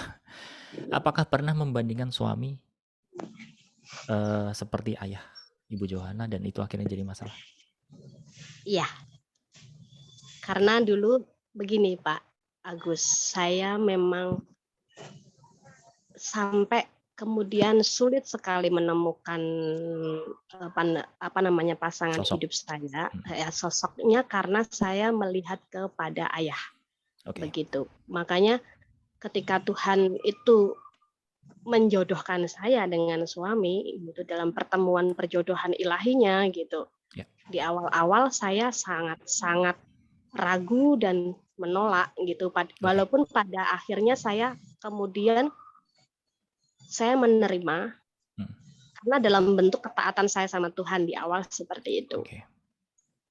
Lalu dalam perjalanan pernikahan di awal-awal itu masih membandingkan itu gitu. Sampai kemudian beberapa tahun dan saya menemukan kebenarannya bahwa itu kesalahan yang sangat besar dalam diri saya karena telah membandingkan suami dengan ayah saya. Baik. Terima kasih klarifikasinya, Berturun. Johanna. Tidur. Kenapa saya berani untuk tanya? Karena sebenarnya ketika Bu Johanna cerita, ini tadi saya singgung soal akar. Akarnya itu traumanya Ibu Johanna bukan saat ketemu sama gurunya. Akarnya saat Bu Johanna kehilangan sosok ayah. Natural. Saya bilang itu natural. Ini nggak bisa disalahin gimana-gimana ya, tapi bersyukur sama Tuhan kalau Tuhan tunjukin akarnya sebenarnya di situ, ya. Ketika tahu akarnya, kita akan dapat poinnya. Nanti kalau berkenan ya, kalau dibolehkan saya akan berdoa buat Bu Johanna, kita semua berdoa buat Bu Johanna supaya ini dipulihkan. Iya, Eh, boleh Pak. memang baik ya. Akhirnya kita bisa punya pattern, kita bisa punya sosok yang kita lihat, sosok laki-laki yang benar, itu satu hal yang sangat positif, Bu. Tapi kalau terikat, nah ini makanya firman Tuhan tuh mengatakan gini ya.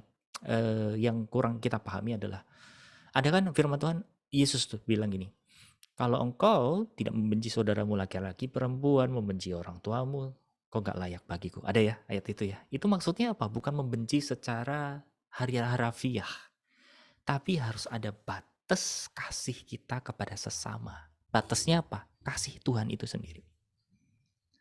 Kalau terikat, terpikat, tanpa ada tali kasih Tuhan, ya, yang menolong, akhirnya begitu. Ketika kita kehilangan, itu akan menjadi lubang yang sangat besar dalam hidup kita. Sehingga kita membangun hidup dari luka itu tanpa kita sadari. Tanpa kita sadari.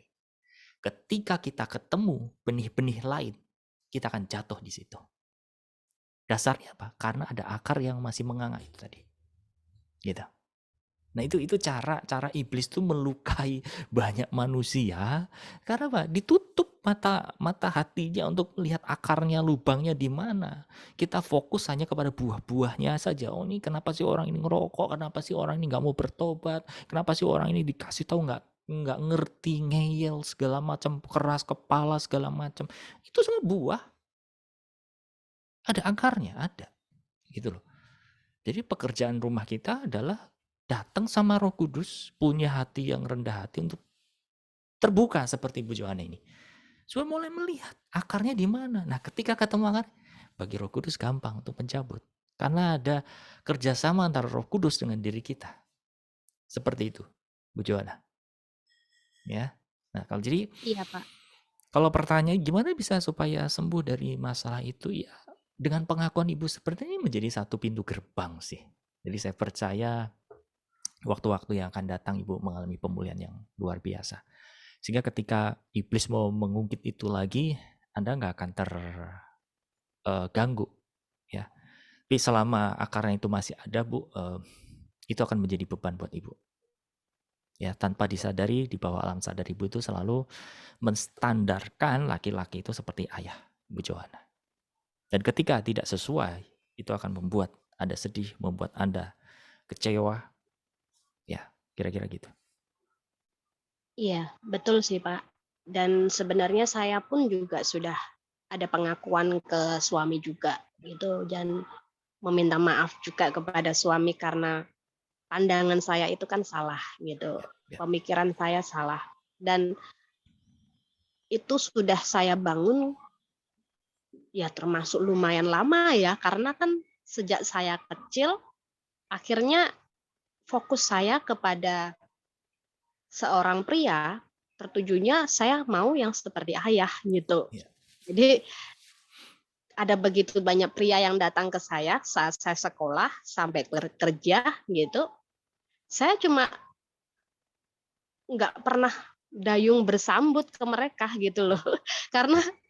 Karena memang padahal sebenarnya kalau dilihat mereka tuh baik semua gitu loh. Bahkan memang dengan keunikan mereka-mereka gitu, beberapa hal ada yang saya suka gitu. Tapi kembali lagi, kok nggak kayak ayah gitu kan seperti Ya. itu. Jadi nggak nggak mau gitu. Jadi ada ketakutan tersendiri gitu untuk menerima mereka. Nah, saya bisa menikah dengan suami itu kan karena Tuhan yang tentukan gitu. Jadi berawalnya dari situ. Coba Oke. kalau enggak Tuhan yang kasih penentuan itu, mungkin saya nggak akan menikah sampai hari ini mungkin Ya. ya. Seperti itu karena pemikiran dan pemahaman pandangan saya sudah terbentuk, terbangun dari saya kecil seperti itu. Oke. Jadi yang disampaikan Pak Agus memang sangat betul sekali gitu. Oke. Baik, kita doa ya, Bu Johanna ya. Bersyukur Boleh. sama Tuhan, Tuhan Iya. kasih solusi. Kita bersama-sama ya, saya dorong Bapak Ibu Saudara untuk sehati dengan saya untuk berdoa Ibu Johana itu. Ibu Johana bisa ikutin doa saya ya. Bapak Ya, Surgawi, Bapa Surgawi, aku mengucap syukur untuk kesempatan ini. aku mengucap syukur untuk kesempatan ini, Bahkan perjalanan hidupku, bahkan perjalanan hidupku, aku banyak mengecap anugerah-Mu. aku banyak mengecap anugerah-Mu, Termasuk dengan kehadiran almarhum ayah saya. termasuk dengan kehadiran almarhum ayah saya. Bapak, Bapa, saat ini aku percaya saat ini aku percaya keberadaan ayah keberadaan ayah berada di tempat kudus-Mu. berada di tempat kudus-Mu. Aku percayakan Aku percayakan segala sesuatunya segala sesuatunya di dalam tangan pengaturan-Mu. di dalam tangan pengaturan-Mu. Aku bersyukur Aku bersyukur melalui ayah, melalui ayah, aku bisa mengenal kasih-Mu. aku bisa mengenal kasih-Mu.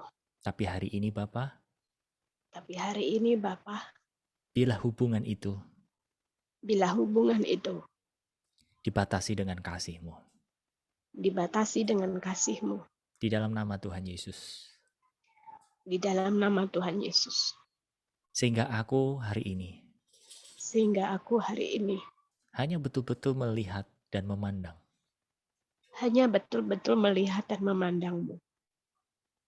pribadi seorang bapak, Pribadi seorang bapak, pribadi seorang ayah pribadi seorang ayah, daripadamu langsung. daripadamu lah. Di dalam nama Tuhan Yesus, Di dalam nama Tuhan Yesus, aku serahkan semua masa laluku aku serahkan semua masa laluku dan Kau yang pulihkan. dan Engkau yang pulihkan. Bawa aku mundur sedikit Roh Kudus Bawa aku mundur sedikit Roh Kudus untuk melihat keberadaanmu untuk melihat keberadaanmu saat aku merasa kehilangan, saat aku merasa kehilangan, saat aku merasa hancur hati. saat aku merasa hancur hati. Bantu aku untuk melihat keberadaanmu di sana, Bantu aku untuk melihat keberadaanmu di sana, supaya ketraumaan itu yang tidak mendominasi, supaya ketraumaan itu tidak yang mendominasi, tapi hadirmu itu yang mendominasi. tapi hadir-Mu yang mendominasi. Di dalam nama Yesus, Di dalam nama Yesus, semua rekaman-rekaman di masa lampau, semua rekaman-rekaman di masa lampau, aku cuci bersih aku cuci bersih dengan air yang hidup. dengan air yang hidup. Di alam roh pun, Di alam roh pun, Engkau hapus Engkau hapus dalam nama Yesus. dalam nama Yesus. Nah, sekarang saya berdoa ya buat Ibu Johana. Ya, Kiara mashikinaturi nama kiara shikinaturu nama kiara rara shikinaturu no yantakara nama shikina. Mari Roh Kudus tolong anakmu ini untuk mengembalikan gambar dirinya, untuk mengembalikan sumber penglihatan seorang bapak, seorang ayah itu betul-betul langsung dari pribadi Bapak Surgawi. Hubungan kasihnya dengan orang tuanya waktu kecil itu terpulihkan saat ini di dalam nama Tuhan Yesus. Tempat yang aman, pribadi yang aman dari ayahnya di masa kecilnya, gantikan. Karena Ibu Johana sekarang mengenal Engkau. Tempat yang aman adalah di dalam Engkau. Di dalam nama Tuhan Yesus, bila hubungan antara ayah dengan anak di masa kecilnya ini boleh menjadi pengenalan atau media untuk mengenal Engkau lebih mudah, lebih gampang. Di dalam nama Tuhan Yesus, bila lubang yang menganga, lubang yang terbuka ini di dalam hatinya selama ini yang terus perlu diisi, yang terus mau diisi, Engkau tutup, Engkau gantikan dengan penerimaan, dengan kasih yang daripadamu. Yes, saat ini juga kuasa dari Roh Kudus itu mengalir. Tangan Roh Kudus itu betul-betul membuat Bu Johana pulih di dalam nama Tuhan Yesus. Dan semua rekaman-rekaman di masa lampau akibat dari kehilangan sosok pribadi yang dikasihnya, yaitu seorang ayahnya, dan kejadian-kejadian masa lampau, hubungan dengan guru, dengan suami, bahkan atau dengan anggota keluarga yang lain, kau pulihkan di dalam nama Tuhan Yesus, tidak menjadi ketraumaan. Kau pulihkan gambar-gambar diri yang kau hapus semua rekaman-rekaman di memori pikirannya dan juga di alam roh. Hapus di dalam nama Tuhan Yesus, sehingga jiwanya Bu Johana saat ini betul-betul dipulihkan. Beliau tidak lagi mengalami masalah di dalam psikologinya, tidak mengalami masalah di dalam jiwanya. Pulihkan di dalam nama Tuhan Yesus, sehingga ketraumaan itu tidak mendominasi lagi. Mulai hari ini, tutup ketraumaannya itu, ganti dengan pola hidup yang baru, bahwa pola hidupnya Bu Johana ini betul-betul didorong penuh oleh karena destiny, karena tujuan, karena panggilan hidupnya yang sudah Engkau tetapkan di dalam nama Tuhan Yesus. Semua panggilan-panggilan hidupnya, semua janji-janji Tuhan dalam hidupnya tergenapi sekarang di dalam nama Tuhan Yesus. Terima kasih Tuhan, Kau yang pulihkan, Kau yang terus bawa Bu Johana dalam pengenalan yang lebih detail, yang lebih jelas, lebih clear, lebih clean di dalam nama Tuhan Yesus. Terima kasih Bapa, dalam nama Tuhan Yesus kami mengucap syukur Kau sudah pulihkan gambar dirinya, Kau sudah sembuhkan hatinya Bu Johana, dan sekarang biarlah beliau berjalan dengan Engkau dengan indah dan manis. Dalam nama Yesus kami berdoa dan mengucap syukur. Haleluya. Amin. Terima kasih Pak Agus. Oke, Saat Pak Agus sama-sama. berkata, tadi saya diingatkan ternyata ada satu perkataan yang pernah muncul mungkin saat usia saya berapa ya. Itu pernah mengatakan bahwa tempat ayah tidak akan bisa tergantikan dan tidak bisa dipenuhi dengan yang lain. Dan itu Roh Kudus tunjukkan kalimat itu. Yes. Dan saya minta ampun untuk itu, untuk dicabut. Ya. Terima kasih Pak Agus. Udah diganti posisinya itu sama Bapak Surgawi langsung. Ya. Amin. Terima kasih Pak Agus, Tuhan berkati. Sama-sama. Baik, Bapak Ibu Saudara, kalau masih ada yang mau praktek atau tanya, mungkin kita bisa hari Kamis ya, karena akan panjang. Ya. Tapi satu hal Bapak Ibu Saudara, Anda bisa melihat hasil diskusi, hasil praktek kita selama Senin lalu sama hari ini, bahwa Tuhan bekerja sendiri, gitu loh. Ya, tolong pandang di bagian situnya, bahwa Bapak Ibu Saudara dimanapun saat ini berada, Anda tuh bisa dipakai Tuhan. Itulah gunanya kita belajar, itulah gunanya kita itu dimuridkan seperti ini. Ya, jujur buat saya sesuatu yang baru saya belajar juga hari ini. Ya, sebelumnya saya nggak kenal Pak Binggi secara personal, Bu Johana, Ibu Susan, tapi karena kita mau dengar hatinya Tuhan, Tuhan taruh Bapak Ibu Saudara apa yang ada di dalam hatinya dia. Tangkap esensinya ini ya Bapak Ibu Saudara ya. Jadi Bapak Ibu Saudara dimanapun berada akan dipakai Tuhan dengan sangat luar biasa. Amin. Bahkan lebih lagi, supaya betul-betul surga itu turun atas kehidupan kita. Ya. Jadi mohon maaf Bapak Ibu Saudara, untuk yang berikutnya kita akan masuk ke sesi hari Kamis nanti. Dan maaf hari Kamis selalu saya tuh lupa info kalau nggak ada, karena ada satu tugas lain ya. Tapi hari Kamis ini harusnya ada ya. Nanti hari ini yang mungkin mau sharing atau mau praktek, mau nanya, silahkan nanti di hari Kamis. Baik, sebelum kita tutup dalam doa, boleh buka kameranya.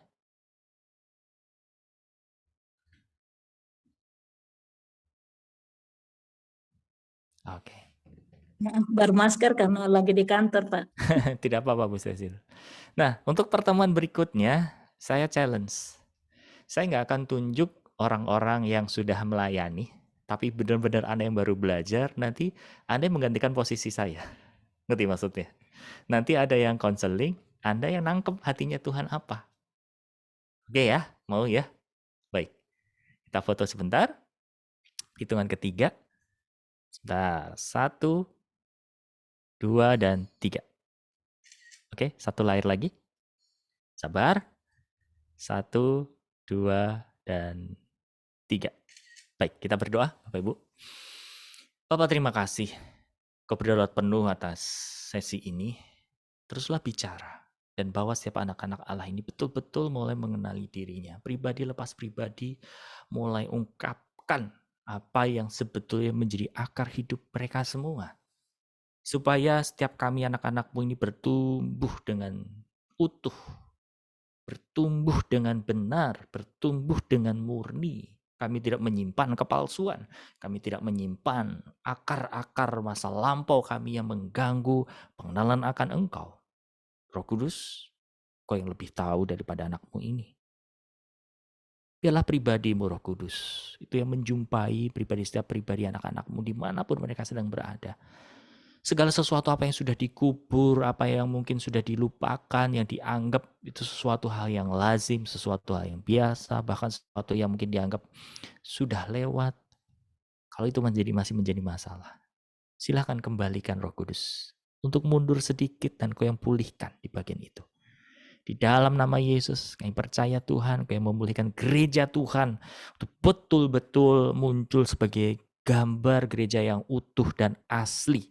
Tidak pakai kepalsuan, tidak pakai tangan palsu, tidak pakai kaki yang palsu, tidak pakai telinga dan mata yang palsu, tidak pakai lidah bibir yang palsu, melainkan mereka betul-betul berjalan dengan kepastian, bertindak, mengerjakan dengan kepastian, melihat dengan clear, mendengar dengan akurat, dan berkata-kata sesuai dengan kemurnian kebenaran firman-Mu saja. Terima kasih Bapa.